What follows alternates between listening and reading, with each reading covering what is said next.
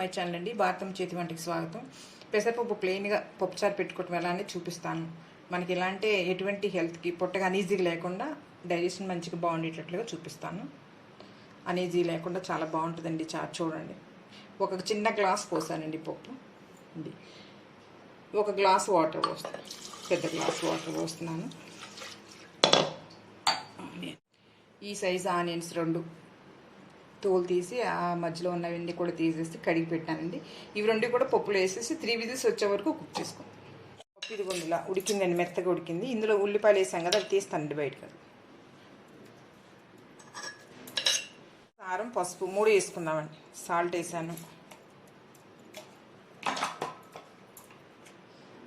పసుపు అండి,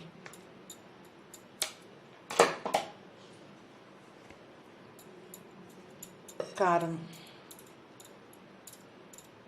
మీ టేస్ట్ తగ్గట్టు మీరు వేసుకోండి. మీరు ఎంత తింటారు, మిక్సీలో వేసుకున్నా సరేనండి, బ్లెండర్తో మిక్స్ చేసుకున్నా సరే. పెసరపప్పు కదా ఊరికే నలిగిపోతుందా, నేను దీంతో చేస్తున్నాను. ఇట్లా అది ఊరికే మెత్తగా అయిపోయింది.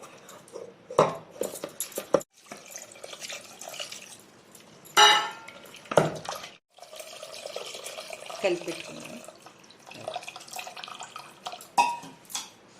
ఇందాక ఉల్లిపాయలండి ఇలా వేసేద్దాం, విడిపోతాయి.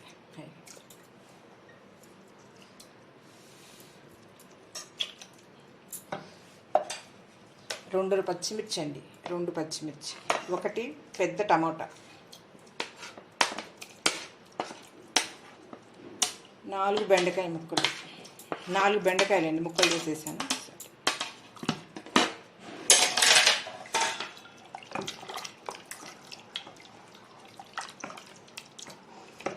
కొంచెం కరివేపాకు వేస్తానండి.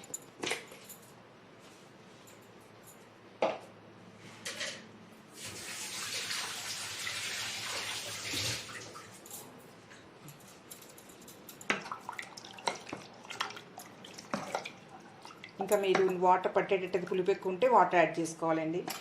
ఉప్పు కారం చెక్ చేసుకోండి. స్టవ్ మీద పెడతానండి. తాలింపు వేసుకున్నామండి. ఇది ఆయిల్ పెట్టాను, కొంచెం లైట్గా వేసానండి, పప్పులు వేసాను, ఆవాలు, జీలకర్ర, ఎండుమిర్చి, ఇంగువ,